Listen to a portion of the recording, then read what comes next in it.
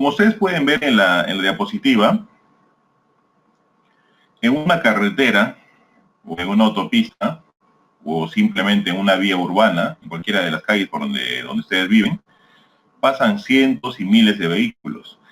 La figura hace referencia a una autopista de 6 carriles por sentido, una autopista inmensa, donde hay un conjunto de vehículos clasificados de diferente forma. Entonces, esta parte de clasificación ingresa en el examen de la próxima semana. Hace un mes, si no me equivoco, o hace 3 semanas, yo ya le envié a la delegada de la clasificación de camiones, entonces ahora me entienden perfectamente cuando hablo de un C2, un T3, un B2, un B3. Entonces, la pregunta es, ¿cuál de todos estos vehículos nos interesa para el diseño del pavimento? La pregunta es, ¿cuál de todos estos vehículos nos interesan para fines del diseño del pavimento? Cuando hacemos el estudio de tránsito, estimamos un parámetro que es el índice medio diario. Cuando estimamos el índice medio diario, hay unas personas, claro, el IMD, hay un grupo de personas que son distribuidos en unos lugares estratégicos para comenzar a hacer el conteo de vehículos. Entonces, estas personas lo que hacen es el conteo de todos los vehículos, desde los más simples hasta los más pesados, hasta los que tienen más ejes, todos, para fines del estudio de tránsito y para conocer cuántos vehículos están pasando por ese punto de aforo. Pero lo que yo les estoy preguntando es, ¿cuáles de todos estos vehículos me sirven para fines del diseño del pavimento? ¿Cuáles considero para fines del diseño del pavimento? Vamos, respuestas. Varios de ustedes han contestado el C2. Varios de ustedes han contestado el C2. De todo este grupo de vehículos que están pasando por la autopista, ¿por qué solo el C2 me sirve para el diseño del pavimento? ¿Alguno de los que han contestado C2 me podría decir? De todos los vehículos que están pasando por una autopista, por la Panamericana en este momento, por cualquier interoceánica, por cualquier calle de ustedes que están ahí cerca, los vehículos que nos interesan para fines del diseño son los vehículos más pesados. Más pesados. Pero hay que delimitar cuáles son los vehículos más pesados. Son los que llevan por lo menos 6 neumáticos en su configuración. Por lo menos 6 neumáticos en su configuración. Entonces, ¿a partir de cuál serían a partir de qué tipo de camiones nos interesan?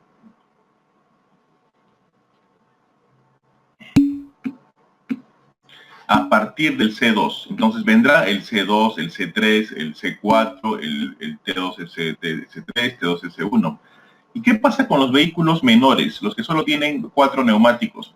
Por ejemplo, ahora, algunos imaginan el C2, el camión volquete que conocemos todos, ¿no? Hay unos camiones pequeñitos que transportan fruta, esos son unos C2 también, son pequeñísimos. Sus ruedas incluso son pequeñas, pero ya tienen 6 neumáticos. El peso que ejercen transfiere algún daño al pavimento. Entonces, lo que yo les digo es, ¿qué pasa con los vehículos menores? ¿Por qué no se les considera? Las camionetas, la minivan, que lo conocen ustedes como combi, la minivan, las camionetas, los autos, ¿por qué no se les considera para el diseño? Sí se consideran los de menores ejes, pero para el diseño, solo el C2. A ver, no sé si está quedando claro o no. Para el diseño, no es que solo sea el C2, por favor, eso es un absurdo. A partir del C2 hacia arriba, a partir del C2 hacia arriba, el C2, el C3, el C4, el B2, el B1, el articulado, el bus articulado, el T2S1, el T2S2, el T2S3, T3S3, todo del C2 hacia arriba.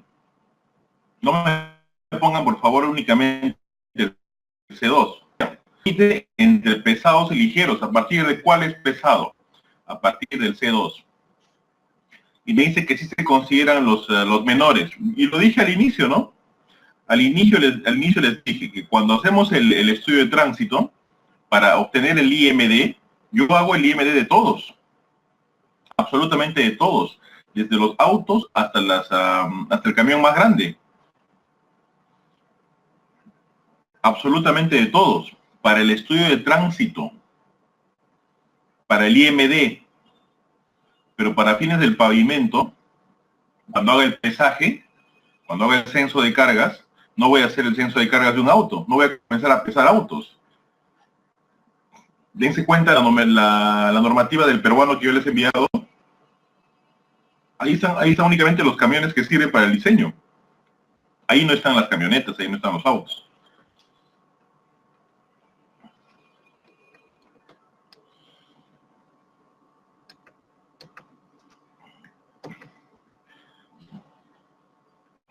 Bueno, con esta introducción avanzamos. Entonces, el tránsito es la variable más importante en el diseño. Así comienza el profesor Yang Wang de la Universidad de Kentucky, el libro dedicado a este tema, en el libro de análisis y diseño de pavimentos. Se dice que diseñar el pavimento es un arte de utilizar materiales que no conocemos completamente en formas que no podemos analizar con precisión para que soporten cargas que no sabemos predecir de tal forma que nadie sospeche nuestra ignorancia. Es muy complicado predecir las cargas. Hay muchas variables. No es tan simple como en un edificio de 50 pisos donde yo sé exactamente la carga. No es igual. En una carretera es mucho más complicado estimar la carga porque es muy variable. Algunos pueden pasar con sobrepeso, los camiones pueden pasar con una inclinación hacia la izquierda, pueden pasar con variación de presiones en sus neumáticos. Hay muchas variables para poder estimar correctamente la carga. Algunas definiciones y conceptos básicos que ingresan en el examen. Por favor, tomen apunte. ¿Qué es la composición del tránsito?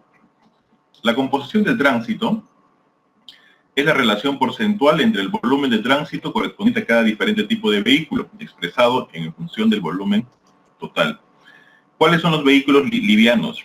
Son todos los vehículos de 2 ejes y 4 ruedas, tales como automóviles, camionetas, pick-up y cualquier otro vehículo de 2 ejes con ruedas traseras sencillas. ¿Cuáles son los vehículos pesados? Son todos los autobuses, camiones con no menos de 6 ruedas y o 2 o más ejes individuales.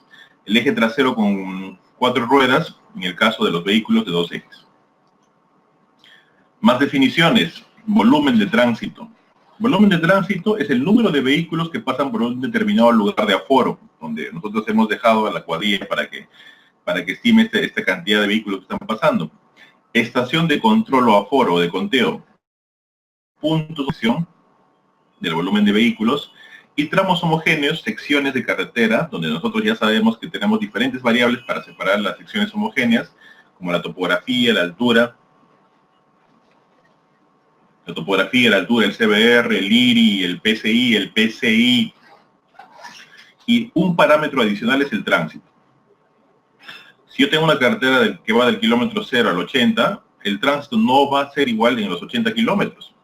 Seguramente será dividido en secciones homogéneas y del kilómetro 0 al kilómetro 20 habrá un tránsito, del kilómetro 20 al kilómetro 40 habrá otro tránsito, del 40 al 80 habrá otro tránsito. Entonces eso ya me divide la vía en secciones homogéneas.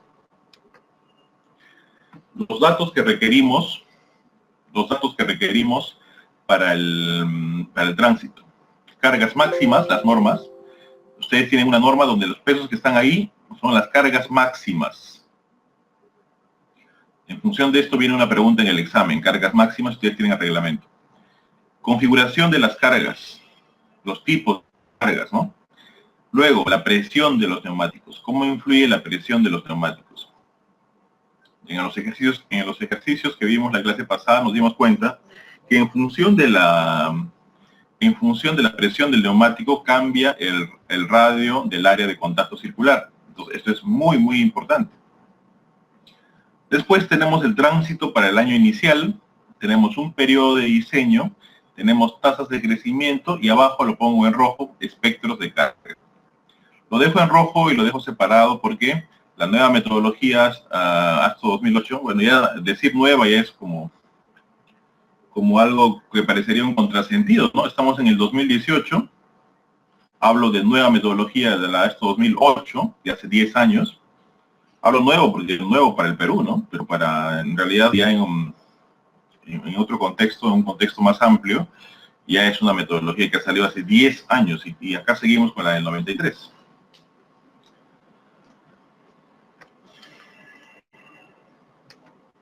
Acá hay unos conceptos interesantes. Por ejemplo, tránsito normal. ¿Cuál es el concepto del tránsito normal?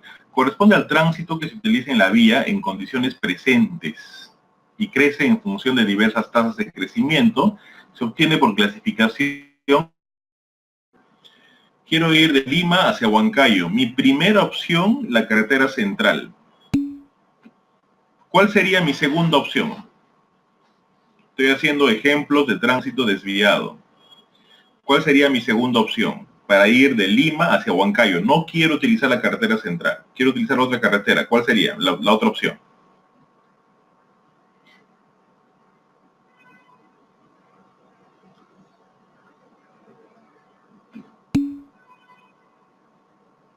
Lima, Ayacucho, Huancayo. ¿Otra?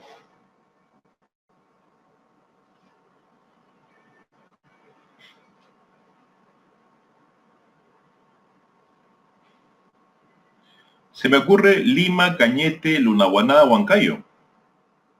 No quiero utilizar la carretera central. Lima, Cañete, Lunahuaná, Chupaca, Huancayo. ¿Alguna otra más que alguno de ustedes conozcan? Quiero ir de Lima a Huancayo. No quiero utilizar la de Cañete Lunahuaná, no quiero utilizar la carretera central. ¿Alguna otra alternativa?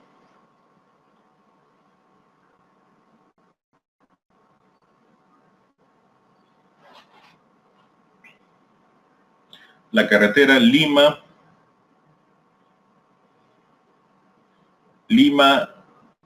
Chancay, Huaral, Acos, Huayllay, Cerro de Pasco. Y antes puedo desviar hacia Huancayo. Entonces, de lo que se trata es de que estamos manteniendo el origen y destino. Mi origen sigue siendo Lima, mi destino sigue siendo Huancayo. Estoy manteniendo mi origen y destino, pero estoy utilizando otra vía. Y eso es lo que pasaría seguramente. En el caso del Perú, en la mayoría de los casos, solo tenemos una carretera. Por ejemplo, cuando yo pregunté Lima-Ica, la Panamericana, no hay otra. Si quiero ir en cambio, si quiero ir de Lima hacia Huancayo, ahí sí hay por lo menos hasta dos, tres alternativas. Entonces, de eso se trata. Un tránsito desviado corresponde al tránsito que utiliza otras vías y que como consecuencia de un nuevo proyecto se desvían manteniendo el origen y destino.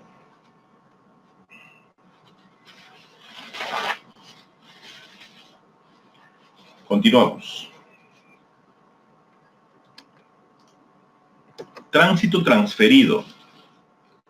Corresponde al tránsito que cambia su origen-destino como resultado de un nuevo proyecto. En este caso, el proyecto habilita nuevas áreas de desarrollo y atrae viajes de otros origen y destino. Entonces, corresponde al tránsito que cambia tu origen y destino por resultado de un nuevo proyecto. Continúo. Entonces, tránsito generado corresponde al tránsito inexistente antes del proyecto. Debido a la generación de nuevas actividades se produce un aumento de viajes. Tránsito inexistente antes del proyecto. Debido a la generación de nuevas actividades se produce un aumento de viajes. Entonces,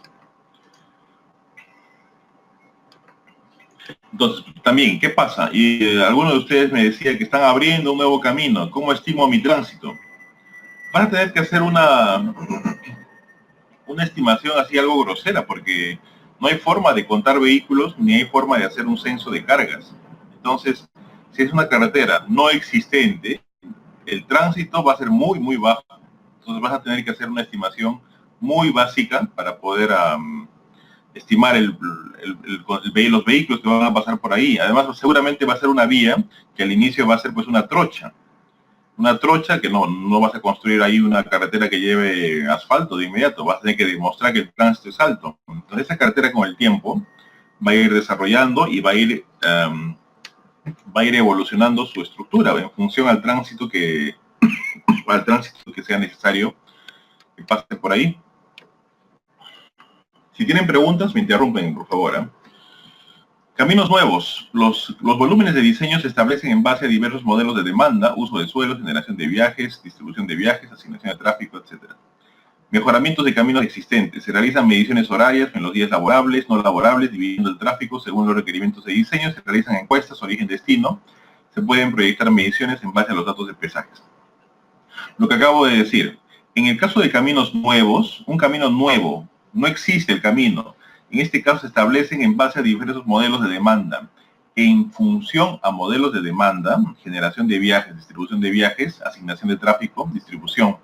Porque no tengo tráfico, es un camino nuevo, inexistente. En el caso de un mejoramiento de un camino existente, sí hay que hacer mediciones horarias, los días laborables, no laborables. Hay que aplicar un factor de corrección por estación, porque cuando hacemos un estudio de tránsito estamos ahí a lo mucho un mes. ¿Qué pasa en los demás meses? ¿Cómo se ajustan los datos? Se pueden proyectar mediciones en base a los datos de pesajes, puntos de conteo, etc. En el caso de vías nuevas, todo el tránsito será atraído. En el caso de vías nuevas, se hace la aclaración, todo el tránsito es atraído. Luego, cuando uno proyecta el tránsito, es necesario utilizar indicadores económicos. Cuando uno proyecta el tránsito, es necesario utilizar indicadores económicos. Por ejemplo, el PBI departamental, tasas de crecimiento del PBI, tasas de crecimiento de la población, tasa de crecimiento anual del PBI per cápita. Estos son parámetros que me van a permitir proyectar el tránsito. El tránsito está muy ligado al desarrollo de un país. Si un país no crece nada, está en recesión o está creciendo muy poco, como lo que es ahora el Perú, el tránsito va a estar igual, va a seguir esa tendencia. Hubo años en que el Perú estaba creciendo al 6-7%, entonces en función de ese crecimiento también se eleva el tránsito. Entonces, es por eso que es complicado en países como el Perú hacer un diseño para 40 años, un diseño de un pavimento para 50 años, porque es una incertidumbre completa. Al no ser un país estable, crece a veces bastante, cambia de gobierno, decrece, nuevamente vuelve a crecer un poco, nuevamente decrece. Entonces es complicado estimar el tránsito, sabiendo que el tránsito depende de indicadores económicos.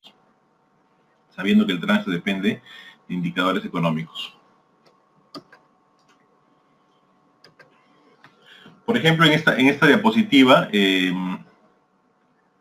se puede ver el cálculo, ¿no? Hay que estimar la tasa de crecimiento. Incluso la tasa de crecimiento hay que estimarla para camiones ligeros y para camiones pesados. Hay unas fórmulas muy sencillas para estimarlo.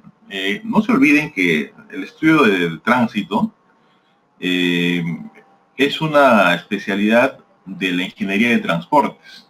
La ingeniería de transportes es un curso que se dicta que se especializan los ingenieros de transportes, ¿no? Y entiendo que la única facultad de ingeniería de transportes en el Perú es de la Universidad de Villarreal. Sin embargo, sabiendo que es un tema muy importante, en varias universidades, en pregrado, desde hace ya unos años, se dicta como curso independiente el curso de tránsito, ingeniería de tránsito, en muchas universidades.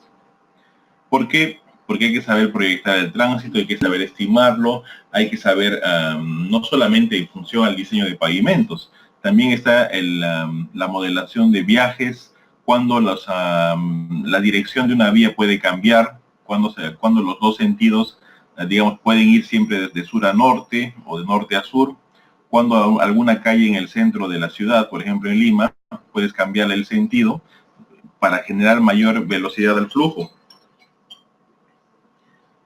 de vehículos. Entonces, hay que calcular la tasa de crecimiento para los vehículos de carga, para las camionetas, para los ómnibus y para los vehículos ligeros. Hay unas formulaciones, y repito, Estas tasas de crecimiento hay que estimarlas en función a los parámetros económicos, el PBI y principalmente a la tasa de crecimiento poblacional. Llegamos al concepto del índice medio diario. El índice medio diario es el volumen de vehículos que va a circular por una determinada estación. Es el volumen de vehículos que va a circular por una determinada estación. Entonces, nosotros ubicamos a unos asistentes que van a hacer la medición del IMD, van a estar con unos tableros en el campo, clasificando los camiones y enumerándolos en unas fichas. Entonces, el cálculo del índice medio diario se calcula con la siguiente fórmula. El índice medio diario va a ser igual al volumen de vehículos el día lunes, más el volumen de vehículos del día martes, más el volumen de vehículos del día miércoles, del jueves, del viernes, del sábado, del domingo, entre 7. Quiere decir el promedio de la semana, ¿no? El volumen que ha pasado lunes, martes, miércoles, jueves, viernes, sábado y domingo.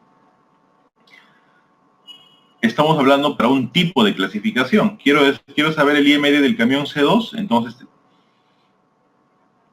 únicamente el volumen de vehículos que pasaron el lunes con la clasificación C3, o únicamente el volumen de vehículos que pasaron el martes con la clasificación C3, y así para todos los días. Sacamos un promedio y esto lo vamos a multiplicar por un factor de corrección estacional. ¿Por qué lo multiplicamos por un factor de corrección estacional? Por lo que les acabo de decir. Cuando hacemos un estudio de tránsito, vamos a campo entre 15 a 30 días máximo. No hay un estudio que haga un año completo de estudio de tránsito. Además sería pues muy complicado, ¿no? Desde el punto de vista económico, porque estar todo un año ahí censando, pesando vehículos. Entonces, me tocó hacer el estudio en mayo, y entre mayo y abril, o mayo y junio diré, entre mayo y junio hago el estudio, y eso me sirve para hacer el diseño para 20 años, o para 10 años. ¿Qué pasa con octubre, con noviembre, con diciembre, con enero? Entonces ahí interviene un factor de corrección estacional para ajustar de alguna manera mi estudio de tránsito.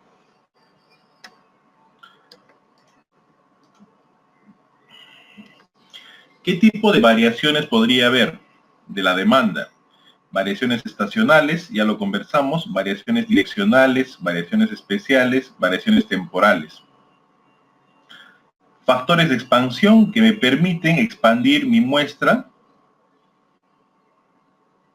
al índice medio diario, semanal o anual, ¿no? Porque sacamos el volumen de un día, de una semana, y luego lo vamos a proyectar para los años, para el periodo correspondiente. En la figura ustedes tienen una representación de la variación del volumen vehicular diario. Entonces, cada semana o cada día de la semana es particular para una carretera. En este caso, yo sé, por ejemplo, en Lima, que si estoy estoy en Miraflores, tengo que ir hasta Los Olivos. Yo sé que si es día lunes, si es día lunes, yo sé que voy a demorar 2 horas. Yo sé que si es día martes o viernes, voy a demorar 2 horas y media. Porque la clasificación o la variación del volumen vehicular es particular cada día. Lo propio con las carreteras. Todos sabemos que los fines de semana son mucho más cargados, los viernes. Sobre todo los viernes son mucho más cargados en las carreteras. Entonces, esa variación vehicular es como tal cual lo que está en la pizarra. Cada día de la semana tiene sus propias características el volumen vehicular. ¿Cómo hacemos el conteo vehicular? Habíamos dicho que hay un grupo de personas que se van a campo, hacen el conteo, y estas personas son las que llevan unos formatos a campo. Llevan unos formatos a campo parecidos a los que están en la pizarra.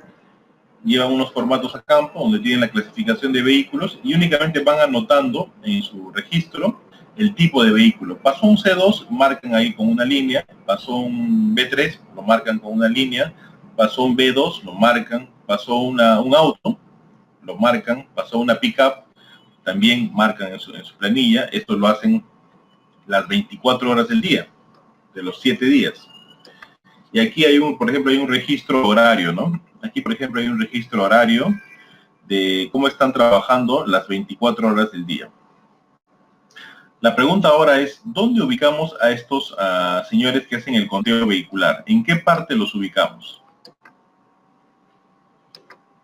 ¿Cómo los ubicamos? Estamos haciendo un estudio para una carretera de 10 kilómetros. Específicamente, ¿en qué partes es lo recomendable ubicar a estas personas que van a hacer el conteo? A ver, espero sus respuestas.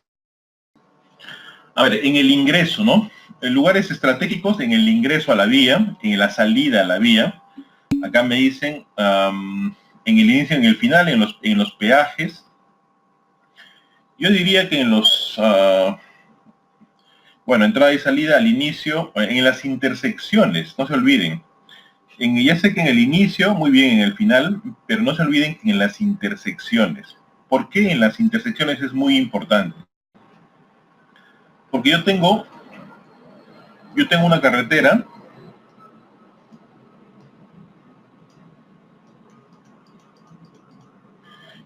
carretera que por ahí tiene una intersección,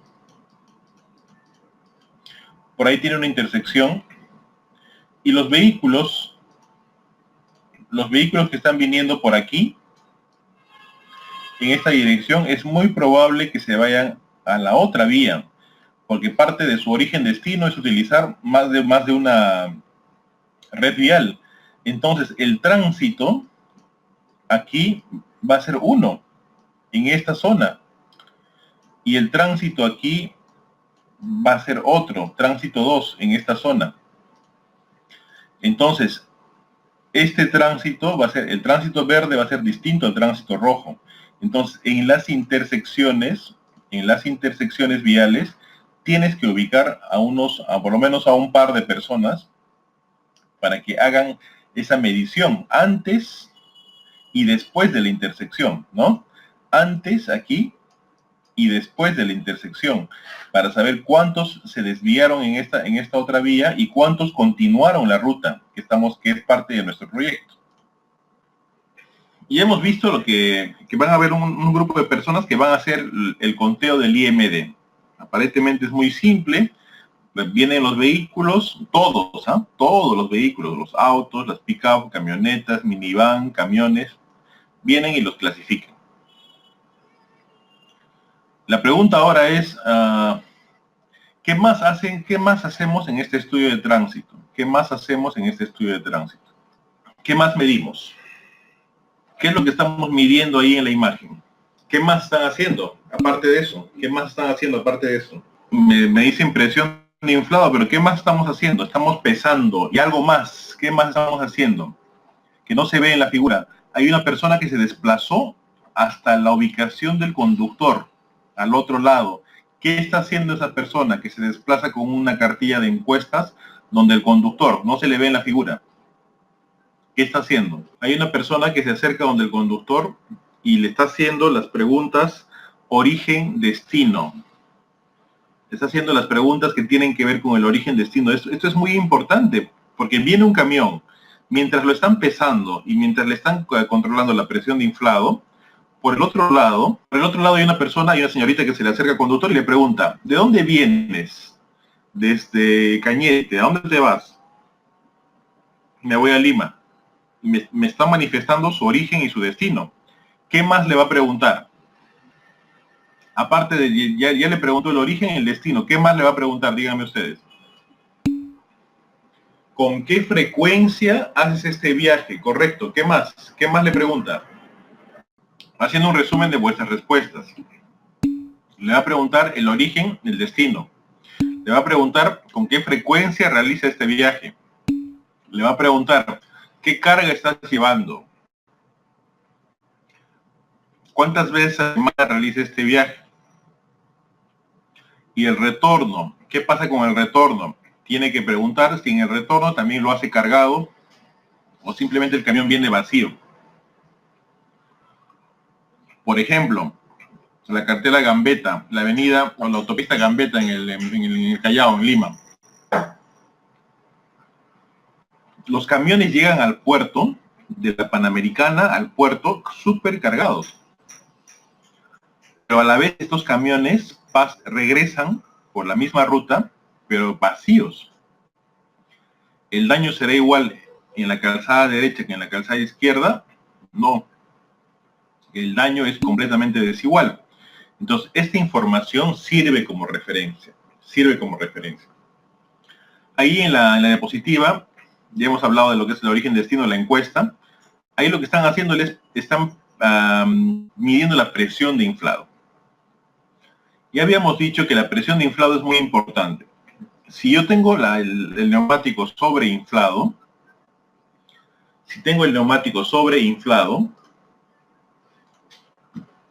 lo que va a pasar es que la carga, que siempre va a ser distribuida, va a tender a ser puntual. Es una forma de decirlo, nunca va a ser puntual, pero se va a reducir el área de contacto entre el neumático y la superficie. Por otra parte, si el neumático está con una presión de inflado por debajo de lo que debería de tener, se va a ir formando una especie de doble carga puntual. Lo voy a graficar para que quede más claro. Estamos claros de que nunca va a ser una carga puntual, pero tiende a formarse esto, ¿no? Voy a dibujarlo.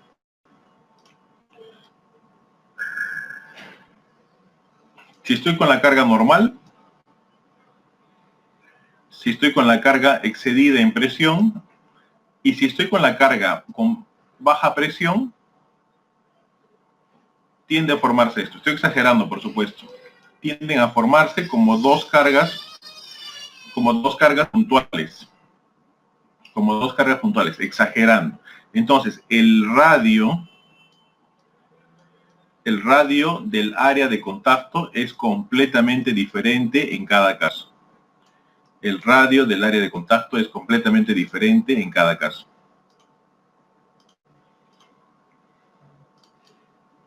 Volviendo a la figura,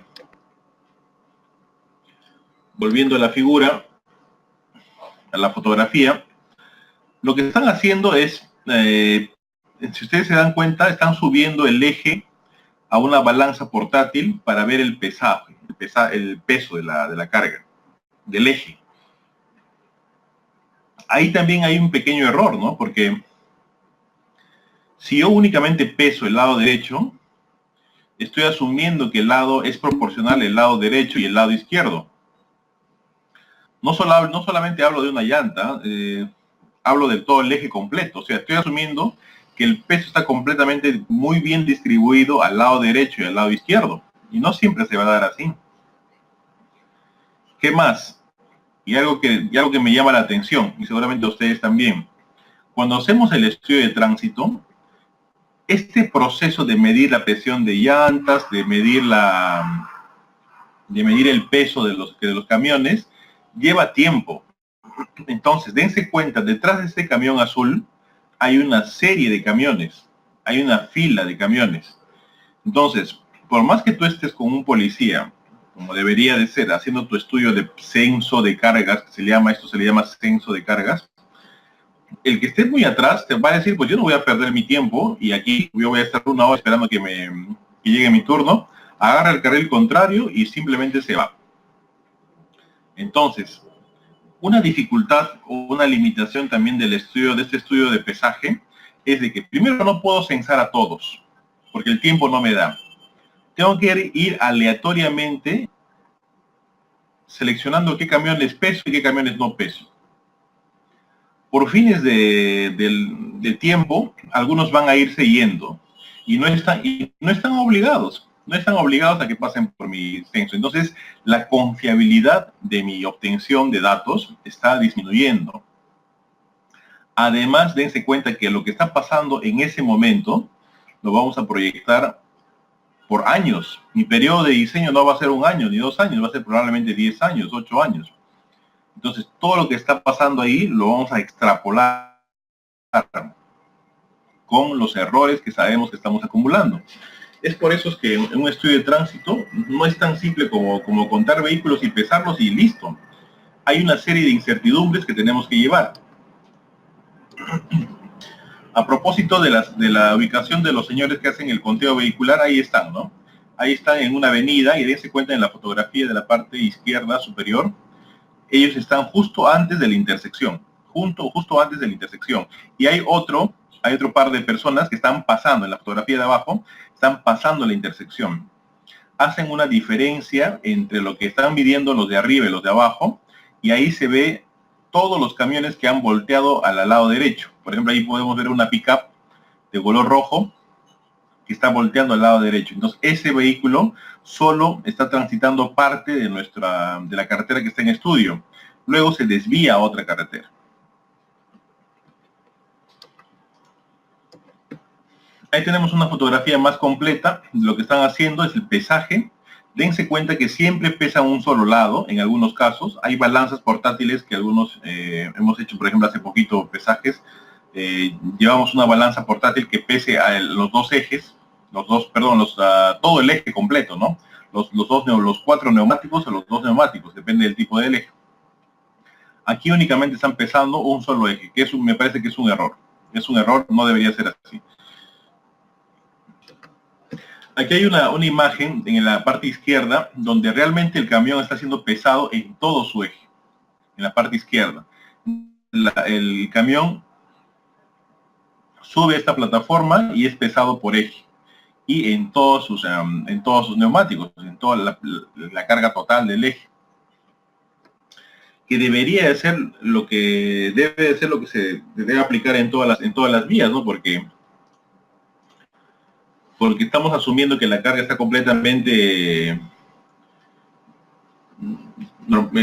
estándar o bien distribuida en el lado derecho y el lado izquierdo, y eso no siempre se da. Vamos a ver en las fotografías la fotografía siguiente, miren. Miren en este caso, si yo asumo que la carga está bien distribuida, probablemente esté incidiendo un error, porque el camión podría estar en este estado. Y si yo solo peso al lado derecho o bien solo peso al lado izquierdo, definitivamente va a haber un error en mi estimación de cargas. ¿Qué más? Camiones que pasan con sobrecarga. Lo digo por tercera vez en el examen final. Hay un ejemplo que viene con relación a sobrecarga. Las cargas máximas están en la normativa del peruano que ya les di hace como 3 semanas.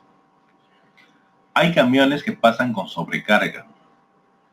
Por ejemplo, veo la norma del peruano y estoy viendo que el eje trasero del camión C2 máximo debe pasar con 11 toneladas.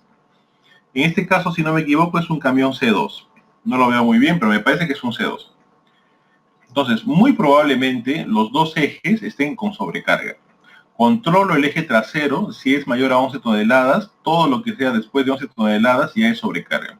Controlo el eje delantero, todo lo que esté por encima de 7 toneladas ya es sobrecarga.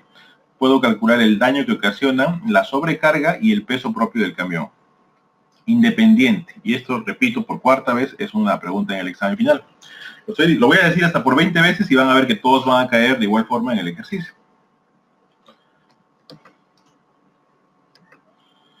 Entonces, incertidumbres en la estimación de cargas. La estimación de cargas en tránsito tiene un alto grado de incertidumbre debido a que muchos factores, entre los que se puede mencionar el cambio de distribución de ejes, la sobrecarga de los vehículos, el incremento o decremento del tráfico debido a un mayor o menor desarrollo económico. Asimismo, existe la incertidumbre al momento de predecir las condiciones climatológicas a las que estará expuesta la estructura del pavimento o cambios en las condiciones del sistema de drenaje de la misma. ¿Cómo se debería de evaluar el tránsito? ¿Se han dado cuenta que el procedimiento que utilizamos es muy empírico, muy limitado, con muchos errores, con poca probabilidad de éxito? ¿Cómo se debería de evaluar el pesaje? ¿Cómo se debería desarrollar este pesaje de vehículos, el censo de cargas? Sugerencias. Vamos. Entonces, ¿cómo se debería de hacer esto? ¿Cómo se hace en otros países?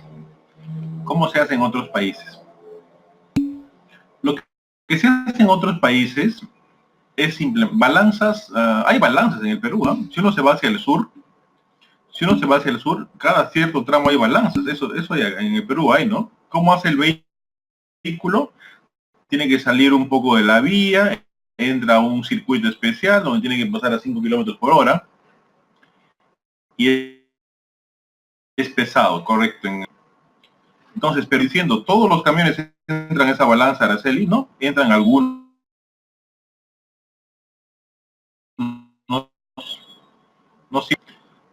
El tema es que es un proceso que demora mucho. ¿Cómo haría ese sistema de pesaje para que sirvan, sean bien hechos?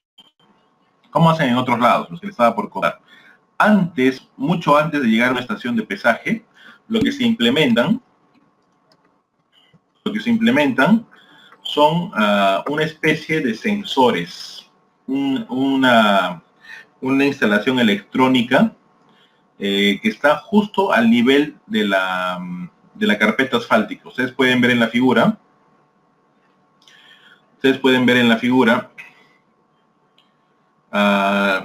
hay unas líneas transversales a la carretera, entonces donde el usuario de la vía esté manejando un auto, esté manejando un camión o una pickup, es automáticamente pesado a la velocidad que vaya. Entonces, estos sensores electrónicos, o este método electrónico, no es nada del otro mundo, ¿no? No es nada del otro mundo. Es más, en esta fotografía que está en la parte inferior, ustedes pueden verificar que es evidente las líneas transversales. Entonces, el usuario de esa vía se da cuenta que está siendo pesado, pero no es lo que sucede en la realidad. En la realidad, cuando instalan estos métodos electrónicos en las carreteras, lo instalan en lugares donde o sea, terminan de hacer la instalación y pintan la vía. Un tramo homogéneo, digamos, para que no queden marcas. Y todo está negro, como se dice, todo está negro como si fuera la carretera sin ningún tipo de daño. Y el camión que está pasando no sabe ni dónde lo están controlando, pero lo están controlando. Y cuando esté cerca de una estación de peaje, en el peaje le dicen, mire señor, usted pasó en el kilómetro 50, pasó con un exceso de cargas en el tercer o en el cuarto eje. Tiene una penalidad de tanto y todo electrónico. Entonces, de esa forma, ellos respetan las normas, incluso la velocidad también se controla, y sobre todo respetan las cargas. Ahora, si yo tengo estos sistemas electrónicos instalados, tengo datos de todo el año. Hagan de cuenta que me toca diseñar la carretera Panamericana Sur entre Cañete y Chincha. Y tengo datos de tránsito de todo el año a partir de este pesaje, de este método electrónico.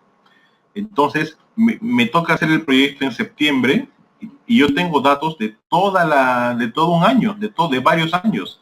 Entonces, la incertidumbre es mucho menor. Yo podría hacer mi diseño con mayor confiabilidad en mis datos. En cambio, si yo voy a hacer el estudio y solamente tengo pesajes de unos 15 o 20 días que me fui con mi balanza electrónica, donde no pasaron todos los vehículos, es prácticamente un disparo al aire porque no sé en qué grado de certeza ya están mis datos. ¿Qué más? Estos sensores también clasifican a los camiones. En función de las distancias entre ejes, automáticamente están clasificando a los camiones. Clasificaría a los camiones. Aquí está el proceso de instalación de estos sensores electrónicos. A ver, Pedro me dice, ¿qué distancia se coloca del peaje? No, en realidad no es solamente cerca al peaje. En una carretera de 200 kilómetros tienes 4 puntos de control aleatorios en cualquier parte. Y seguramente en el próximo peaje que te toque, ahí electrónicamente, ahí ya saben que, o sea, todos los peajes que están conectados saben que un camión está circulando con un sobrepeso y en la dirección que vaya el camión lo van a intervenir en algún momento. O si no, directamente te va a llegar una papeleta a tu casa, como es aquí, ¿no? Yo voy por la autopista que va hacia el aeropuerto, voy a 100 kilómetros por hora y no es que alguien me va a esperar, un policía me va a esperar en la esquina para ponerme la papeleta. Eso llega automáticamente a mi domicilio y tengo que pagar mis 800 soles de vuelta. Algo así. Algo así. Entonces, ¿qué más me preguntan ahí? Eso, ¿dónde estábamos? ¿Qué distancia coloca? No hay una distancia. Entonces, ¿usted cómo lo haría? Me dice, ¿IMD? No entiendo tu pregunta, Max, Albert. ¿IMD? ¿Qué tiene que ver el IMD? Wilder me dice, a través de fibras ópticas. Robert me dice, ¿cada tipo de instalación de sensor corresponde a un tipo de vehículo? No. Es un sensor con un auto o con un camión cualquiera. Lo vas a, estos sensores te va a pesar por eje y por distancia entre ejes te va a clasificar. Por distancias entre ejes te va a clasificar. Lo va a clasificar entre un simple, un tándem y un trident. ¿Por qué no se instala eso en el Perú? Bueno, sabemos más o menos por dónde va eso, ¿no? Bueno, Max, no entendí la pregunta de Max, porque me dice el IMD, no entiendo a qué se refiere con el IMD. Bueno, a ver, si hago esto, automáticamente tengo el IMD, correcto. Si hago esto, automáticamente tengo el IMD de todo el año, de todos los meses, cada hora, cada minuto, cada segundo. Tengo el peso, entonces, ya con una data mucho más grande, yo podría hacer un diseño mucho más seguro y no estar cortando la carretera, llevando a personas para que pesen. Únicamente me faltaría hacer qué cosa, quizás el control de presión de inflado, podría hacer unos controles de presión de inflado muy rápidos y la encuesta de origen-destino, ¿no? Pero ya no hacer, lo que demora más es hacer el pesaje, que suba el vehículo a la balanza, que espere ahí un momento, eso es lo que demora más. En cambio, la presión de inflado con un par de personas lo puede hacer rapidísimo.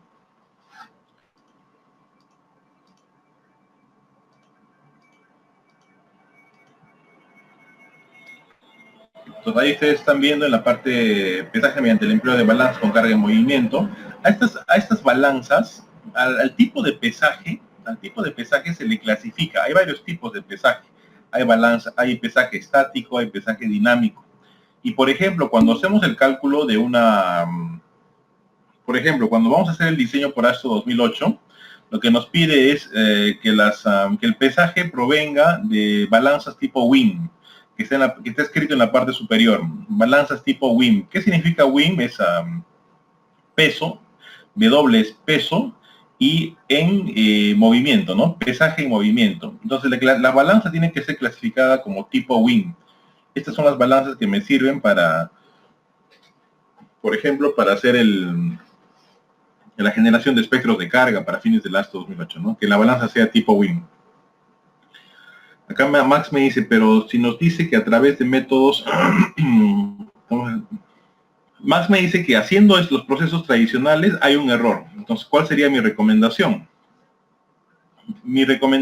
Si no puedo obtener estos balances electrónicas, que no lo voy a instalar de un día a otro, la idea sería hacer mayores días. Por ejemplo, algunas campañas duran 15 días. Yo por lo menos estaría de mes a mes y medio haciendo pesajes a la mayor cantidad de vehículos. No me queda otra. La mayor cantidad de vehículos. Sé que no voy a poder captar a todos. En un día se me van a escapar varios, entonces me quedaré más días. Me quedaré más días y sobre todo para verificar, para que tu error se reduzca, para que el error se reduzca, tendré que estar los días claves, ¿no? Los fines de semana, los viernes, sábados. Ahí es donde se altera bastante el tránsito. Tendré que hacer estadística completa varias veces, por lo menos unas 3, 4 veces de lunes a domingo, y saber perfectamente cuál es la variación vehicular y los días con mayores pesajes y con mayor tránsito en la carretera.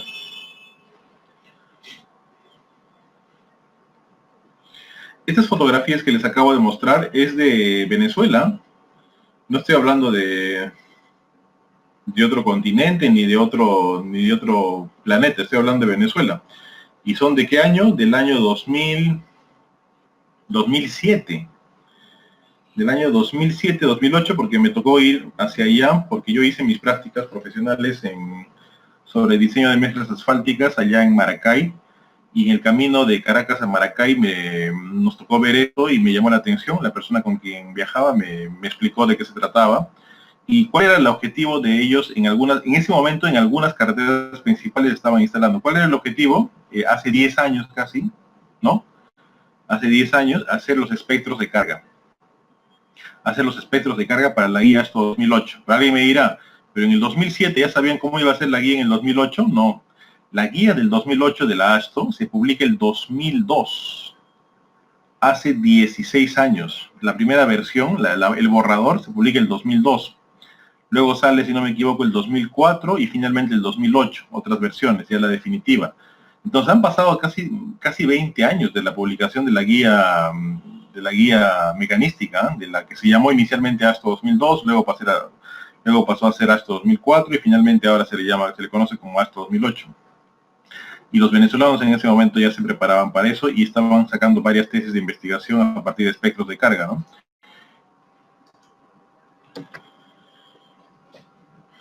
Listo, acá viene un concepto importante. Ya hemos hablado de la campaña de medición. Ya sabemos que hay que estimar las cargas, hay que contabilizarlas, hay que hacer un pesaje y controlar la presión de inflado. Pero ahora ingresamos a un concepto importante, tiene que ver lo que hablamos al inicio. ¿Qué cosa es el eje equivalente, también conocido como ESAL? Yo sé que la mayoría de ustedes lo conocen, pero vamos a reforzar un poco el concepto. En pavimentos no se diseñan para el camión más grande, ni para el camión más pequeño, ni para un auto. En pavimentos se diseña para una carga patrón. Continuamos. En pavimentos diseñamos para una carga patrón. Se le llama también ESAL, se le llama eje equivalente. ¿De dónde viene ESAL? ¿Qué significa ESAL? ¿Alguien de ustedes se recuerda? ¿Qué significa ESAL? Todos mencionamos la palabra ESAL, pero no sabemos lo que significa. Eje equivalente. También conocido como ESAL, E de equivalente, S de estándar, A de eje y L de carga. Entonces, a eso lo conocemos con diferentes nombres, cada texto le pone un nombre particular. Lo conocemos como el eje equivalente, el eje patrón en carreteras. La configuración está tal como pueden ver ustedes en la pantalla. Un eje simple dual de 2 neumáticos a cada lado. El peso es 8.2 toneladas, 80 kilonewtons, 18.000 libras, como quieran llamarlo. La presión de inflado es 80 psi. Entonces, cuando ustedes estén en algún proyecto de carretera y les digan cuál es la carga para el que están construyendo esta carretera, de manera ignorante algunos responden, sí, están construidos para los camiones trailers. No, está construido únicamente para buses. No, lo que te están preguntando es para cuántos ejes equivalentes estás diseñando. Para 1 millón de ejes equivalentes, para 2 millones de ejes equivalentes, para 30 millones de ejes equivalentes. ¿Cómo se entiende eso? Para la repetición de 30 millones de este eje que ustedes tienen en la pantalla. ¿Correcto? ¿Se entiende eso? ¿Alguien tiene alguna duda? Acá me dicen, Jorge Sánchez me dice, ¿incluye eso un factor de seguridad en el cálculo? Bueno, el factor de seguridad en el diseño de pavimentos está en la ecuación logarítmica que lo vamos a ver más adelante. Hay un factor de seguridad. Y yo estoy interesado ahora buscando algún asistente de investigación para hacer la tesis, porque yo ya, ese factor de seguridad yo ya lo vi hace como 15 años, 20 años, cuando agarré por primera vez la ecuación logarítmica, y quiero plasmarla en una tesis. El factor de seguridad está metido en los parámetros estadísticos, en la ecuación logarítmica que ustedes, Luis, que tú utilizaste en el diseño ASTO cuando estabas llevando el curso de pavimentos. Ahí hay un factor que se le llama FR, ese es el factor de seguridad de la guía, del método en general,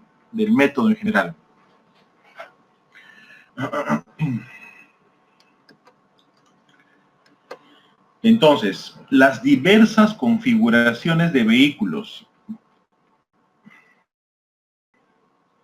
que pasen por una carretera se pueden transformar a un solo tipo de eje.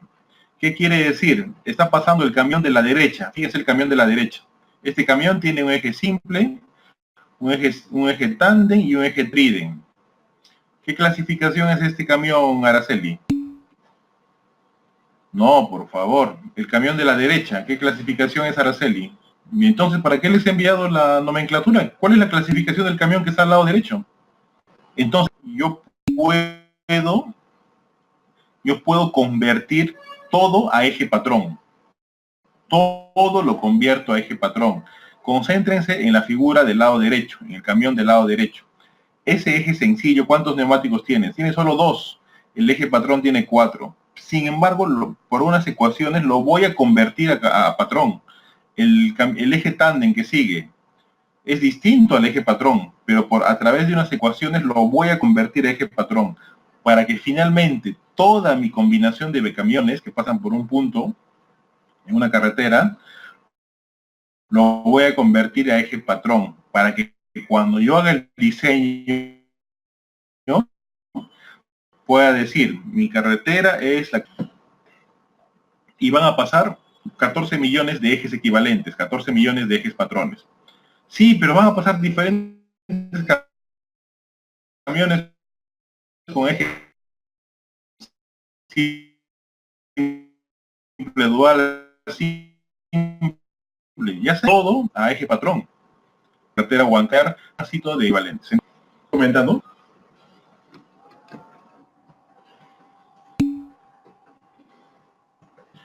¿Cuáles son los ejes más conocidos en el Perú?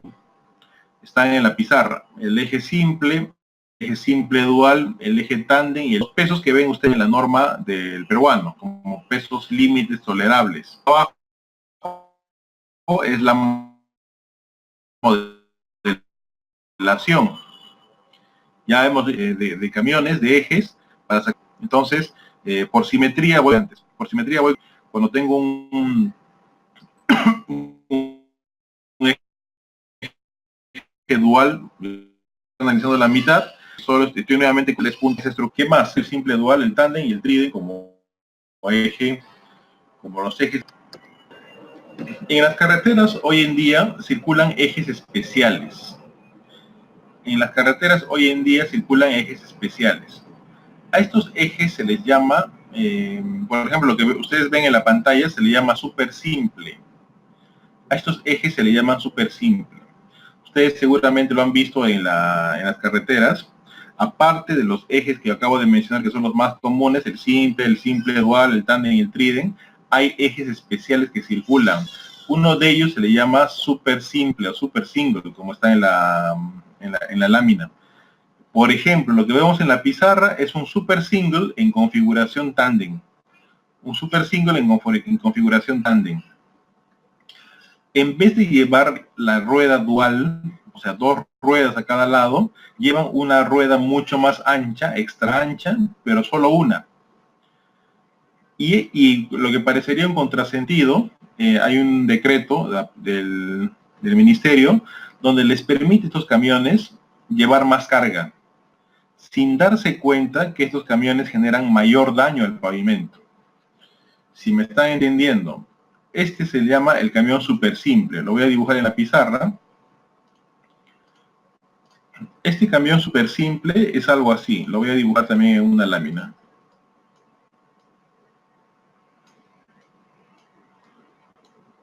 Hagamos de cuenta que en configuración simple nada más.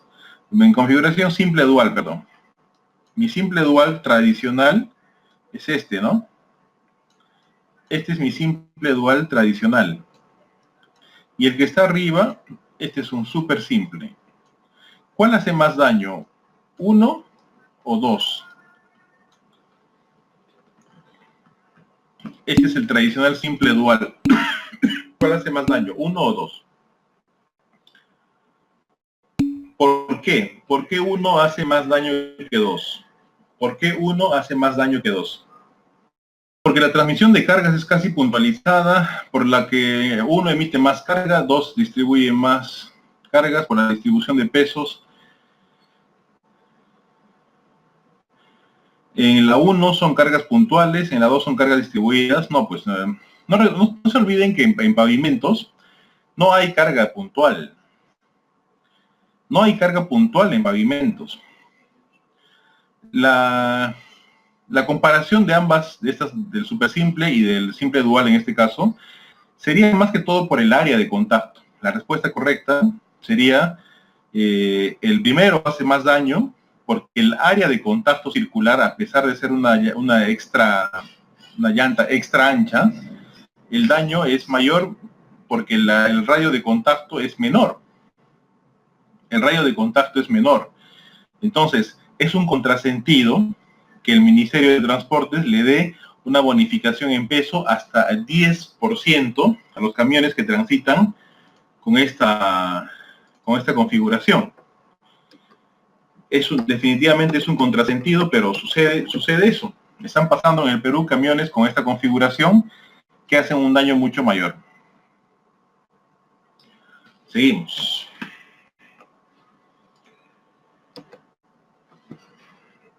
En la actualidad, pues, hablar de eje simple, dual, tándem y trident ya es algo un poco antiguo.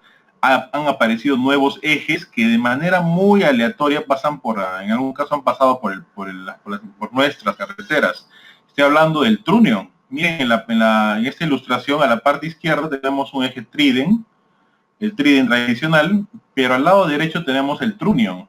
El Trunion es una configuración como si fuera un tándem, pero en vez de llevar el tándem de 4 neumáticos por cada eje, acá tenemos el doble, 8 neumáticos por cada eje. 8 neumáticos por cada eje. 8 neumáticos por cada eje. Entonces, este se llama Trunion, es un camión con mucho más neumáticos y una carga mucho más pesada.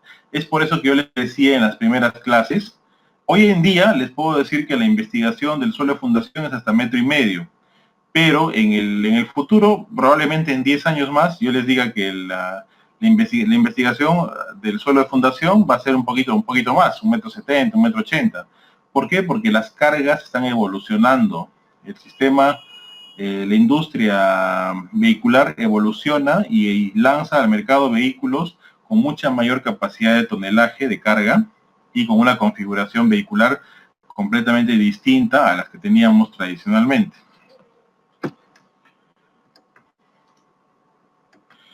Lo que está en la lámina es los ejes legales en el Perú. En estas láminas están toda la clasificación de camiones y están los pesos límites, los pesos umbrales, los pesos límites para cada camión.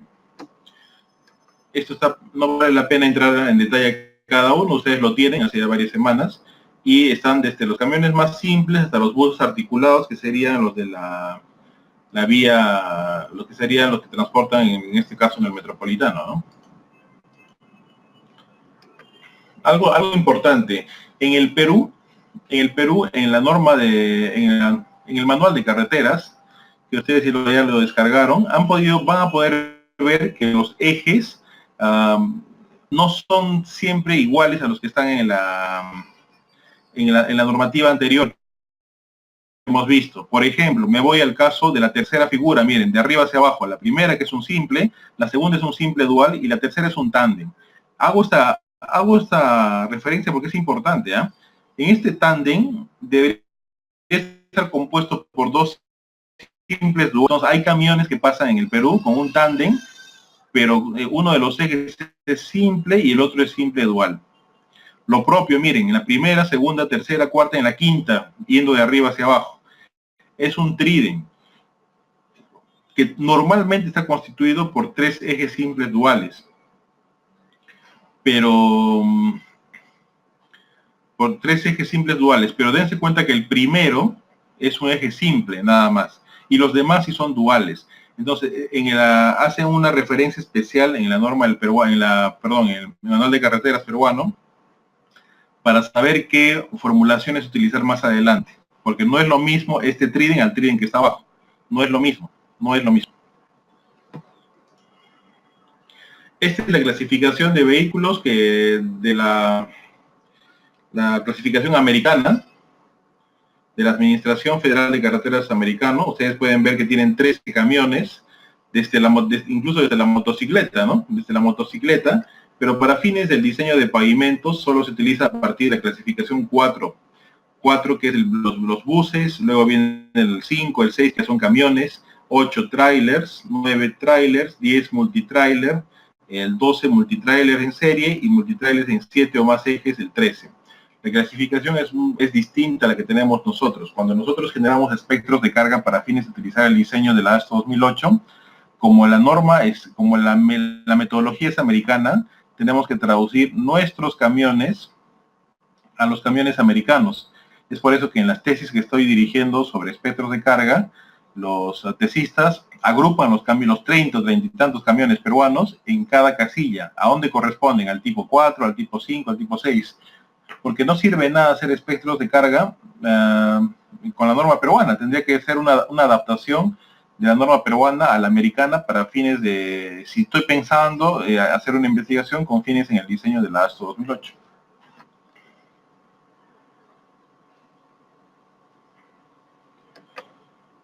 Ya hemos hablado lo que es el ESAL. A nadie le queda duda lo que es el ESAL. Ya sabemos lo que es el ESAL. Luego viene un concepto también muy importante que es el EALF. EALF está aquí en la... Ustedes pueden ver en la parte, en el segundo párrafo. En el segundo párrafo, en la segunda línea. EALF. EALF. ¿Lo pueden ver todos? EALF. EALF. ¿Lo pueden ver todos? ¿Lo están viendo? Correcto. ¿Qué cosa es el EALF? No se vayan a confundir entre lo que es ESAL y lo que es EALF. No se confundan entre lo que es ESAL y lo que es EALF. ¿Qué es el EALF? En palabras simples, el EALF es el daño que ejercen los ejes de los camiones, al pavimento. Lo voy a poner así para que a nadie se olvide. El daño. Esto es igual a EALF. EALF. ¿De dónde viene EALF? E de equivalente, A de eje, L de carga y F de factor. Factor de carga equivalente. Factor de carga equivalente. Simplemente EALF, y en castellano o en español lo conocemos como el daño que ejercen los ejes de los camiones al pavimento. ¿Listo? Salgo de esta aclaración y voy a volver a la aplicación.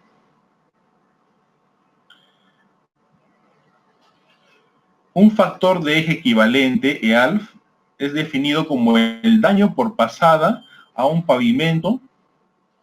Estoy leyendo lo que dice en la parte inferior. No sé si pueden ver mi pantalla ustedes.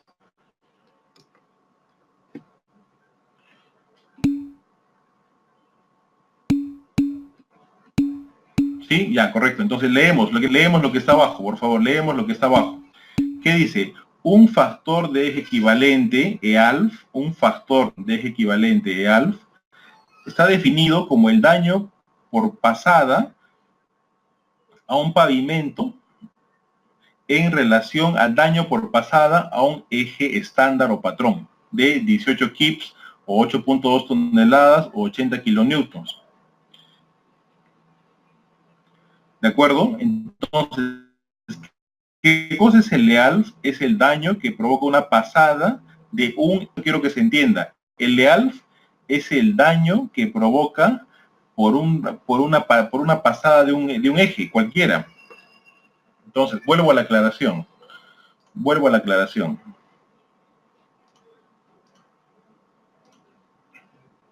Díganme ustedes cuál es la configuración del eje patrón para dibujarla. ¿Cuál es la configuración geométrica de un eje patrón? Quiero dibujar un eje patrón, ¿cómo es? O quiero dibujar un ESAL, que es lo mismo. ¿Cómo es? Simple dual. Gracias, Jorge Luis Tuesta. Simple dual. ¿Qué más? ¿Qué más características me falta para que sea un ESAL? ¿Qué características falta para que sea un ESAL? Ya tengo el simple dual que me dijo Jorge. ¿Qué más me falta para que sea un ESAL? Que el peso sea 8.2 toneladas. ¿Qué más me falta? ¿Qué más me falta para que sea un ESAL? La presión de inflado debe ser 80 psi de los neumáticos. Si ya sé lo que es un ESAL, estoy explicando lo que es un EALF. El EALF de un ESAL es igual a 1. El EALF de un ESAL es igual a 1. ¿Qué es lo que estoy tratando de decirles?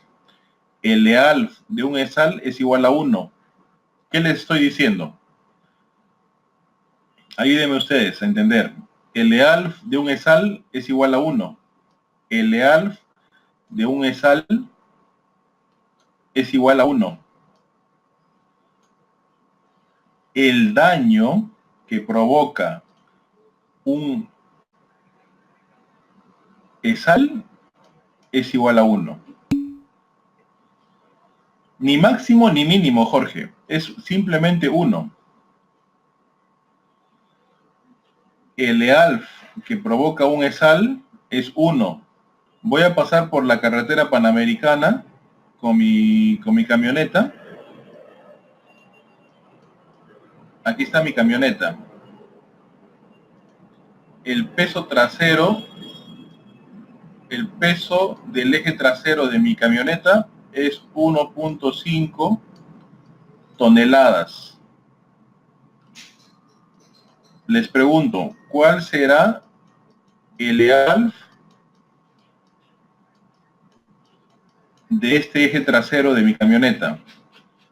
Esto se calcula, hay fórmulas, pero denme un valor pues aproximado, ¿no?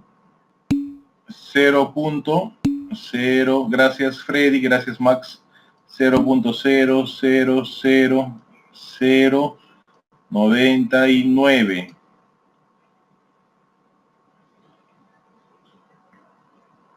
Ese va a ser el EALF el del eje trasero de mi camioneta. Voy a pasar por la carretera con un camión mucho más grande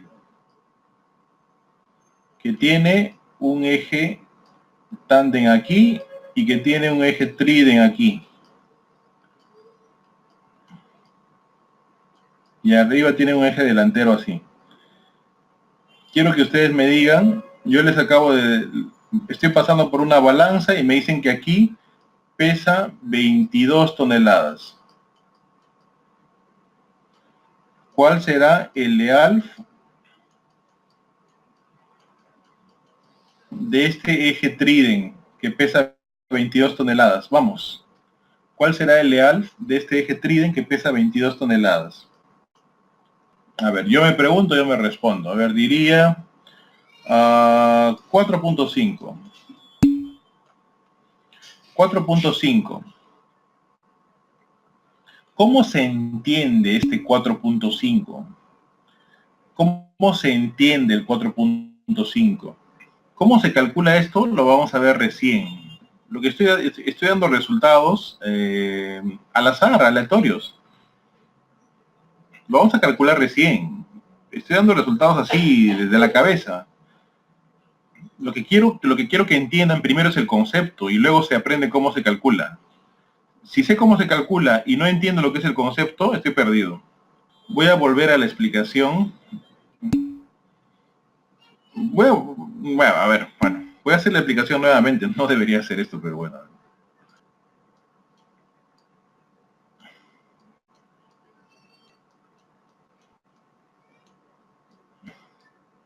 Tengo el eje simple dual. 8.2 toneladas.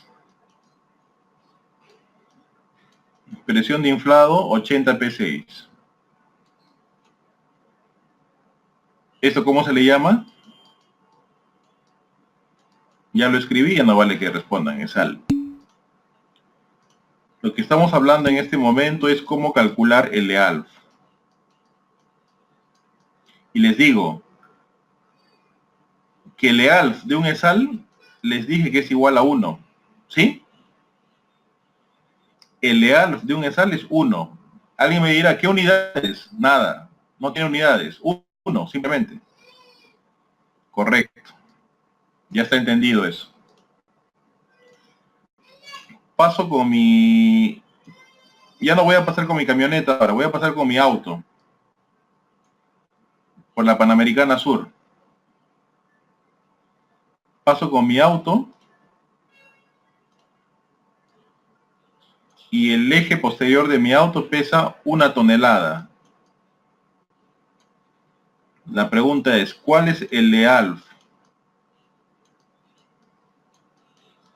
de mi auto? Yo les dije 0.00000007. Alguien me dijo, ¿por qué tan bajo? Este pues es el motivo por el cual los vehículos ligeros no nos interesa para fines del cálculo del diseño de pavimentos.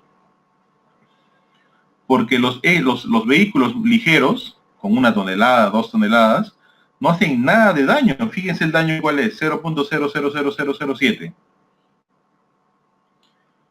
Ya no quiero pasar con mi auto, quiero pasar con me acabo de comprar un camión que tiene esta clasificación. Dígame, por favor, ¿cómo se clasifica este camión? ¿Cómo se llama? ¿Cómo se clasifica este camión? C3, correcto. Gracias a los que están ahí atentos. Que lo estoy tomando en cuenta, por favor. Al final no me digan, bueno, ya, valen las primeras respuestas, ¿no? Pero ya los que se sumaron, que no saben ni qué significa C3, ya. El eje posterior de este C3 está pesando 16 toneladas.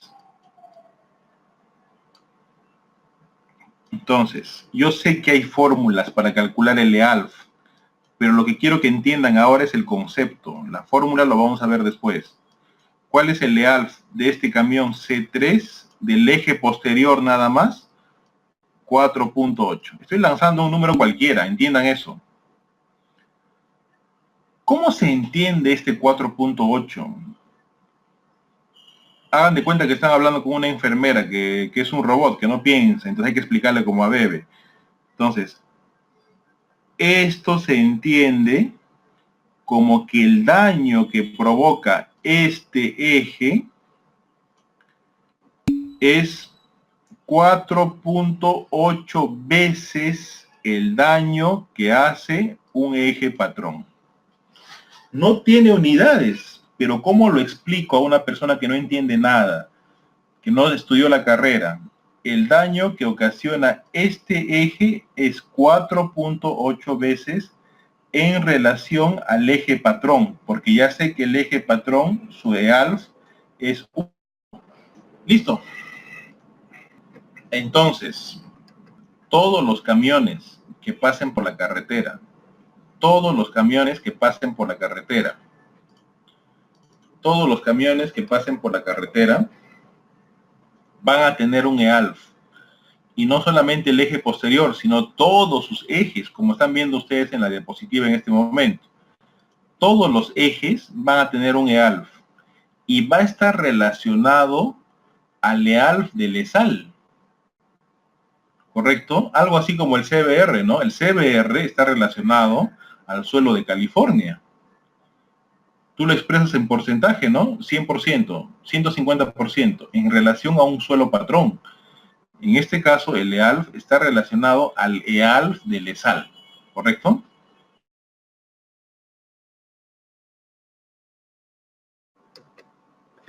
¿Cómo se calcula el EALF? El cálculo del EALF viene desde un análisis inicial de relación de deformaciones, como ven en las fórmulas de la parte de arriba, una relación de deformaciones. Posteriormente, para simplificar, se terminó indicando que el daño al pavimento por pasar de un eje con respecto al eje estándar, o sea, el EALF, estaba relacionado a una cuarta potencia. A una cuarta potencia el eje entre un valor estándar, una constante. Entonces, finalmente, una manera simplificada de calcular el EALF es mediante la fórmula de la cuarta potencia. Vamos a hacer un ejemplo. Vamos a hacer un ejemplo. Vamos a utilizar el caso tradicionales. Estas son las fórmulas tradicionales. Por favor, cópienla en cuestión de 5 segundos para que hagamos el ejemplo todos y entendamos. Porque voy a cambiar de diapositiva. Copiemos de la manera más simple. Miren, para rueda simple, el Lealf es igual a la carga del eje en toneladas entre 6.6. Para un simple dual, el Lealf es igual a la carga entre 8.2, a la cuarta. Para un tándem es la carga del eje entre 15 elevado a la cuarta. Y para un trident el Lealf es igual a la carga entre 23 todo elevado a la cuarta. Entonces me voy a la lámina, en una lámina en blanco, y vamos a calcular el Lealf para un camión C3. Vamos a calcular el Lealf para un camión C3. Voy a volver a dibujar el camión C3.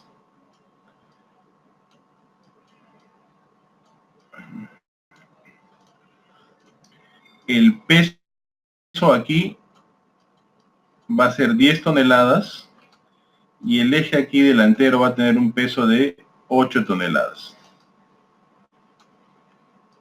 Con las fórmulas que hemos utilizado, vamos a calcular el Lealf. Listo, ¿cómo aplicaríamos la fórmula? ¿Qué tipo de eje es este primero? ¿Qué tipo de eje es este que estoy marcando? Es un eje simple. Entonces, si es un eje simple, le corresponde la fórmula de 8 toneladas entre, ¿cuánto? Díganme ustedes. Entre 6.6 y lo voy a elevar a la cuarta. Más, ¿qué fórmula me corresponde para el eje siguiente? ¿Qué fórmula corresponde para el eje siguiente? El peso, 10 toneladas, ¿entre cuánto? Entre 8.2 me dicen, entre 15, señores, es un tándem, elevado a la cuarta. Entonces, el Lealf va a ser igual a 8 entre 6.6 elevado a la cuarta. ¿Cuánto sería? 8 entre 6.6 igual elevado a la cuarta. ¿Cuánto le sale? 2.15 más 10 entre 15 igual todo elevado a la cuarta. ¿Cuánto me sale? 0.19. Corríjanme ustedes, ¿eh? Yo no sé si estoy haciendo lo correcto. La suma de estos dos, 0.19 más 2.15, me sale 2.34. Entonces, el Lealf finalmente va a ser igual a 2.34. ¿Qué unidades? ¿Qué unidades? Dígame, ¿qué unidades?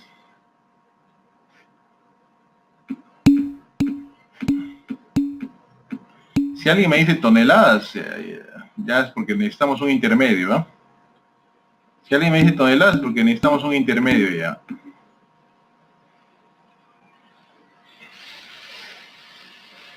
Entonces, 2.34 adimensional. ¿Cómo se entiende esto? Quiero que me expliquen qué significa este 2.34. ¿Cómo se entiende este ALF 2.34? Quiero que me expliquen. ¿Cómo se entiende?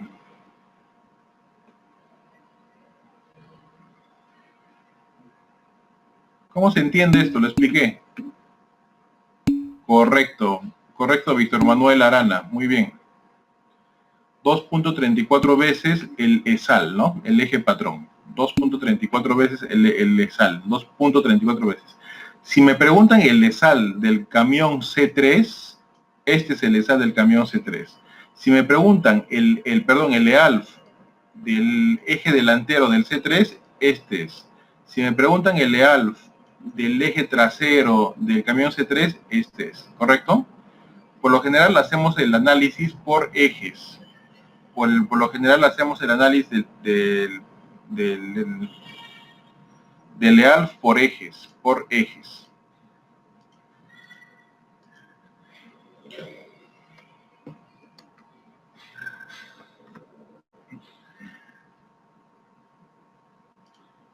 Listo, en la diapositiva siguiente les estoy poniendo dos ejemplos más. Dos ejemplos más. Dos ejemplos más. Ustedes están verificando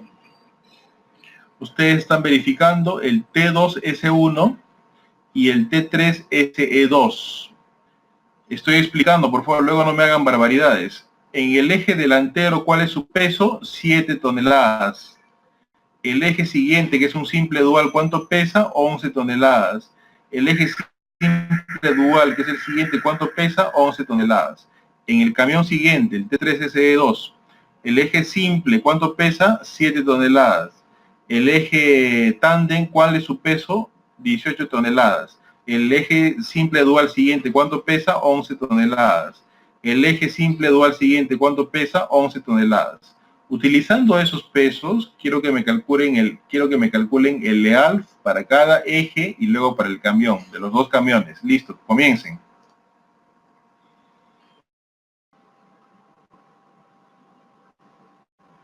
Correcto.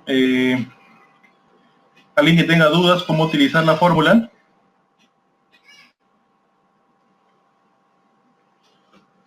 Usted estaba verificando sus resultados. Prácticamente todos coincidimos. ¿Alguien que tenga dudas cómo aplicar la fórmula?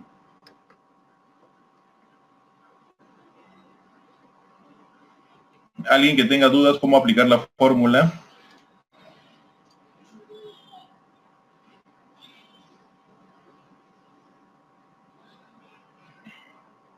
Entonces hagamos estos dos más, por favor. Antes de hacer un intermedio, hagamos estos dos más. Estos dos más. Los dos primeros resultados, y claro, correctos, vamos a considerar un puntaje adicional en el examen parcial. Las dos primeras personas que envían resultados, vamos a considerar un puntaje adicional en el examen parcial. De estos dos camiones, por favor.